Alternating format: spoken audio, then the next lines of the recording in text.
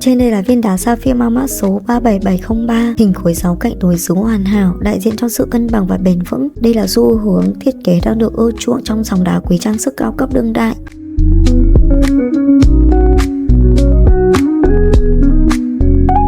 Và trên đây là thông số chi tiết của viên đá.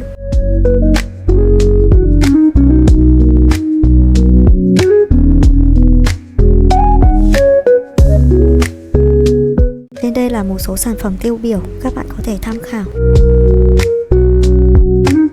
Tông xanh lam tối sâu thẳm mang vẻ đẹp tĩnh lặng của đại dương ban đêm, vô cùng quyền quý và tôn vinh đẳng cấp của người sở hữu. Đây là lựa chọn số 1 cho các mẫu nhẫn cầu hôn phá cách, hoặc mặt dây chuyền mang phong cách tối giản nhưng vô cùng ấn tượng.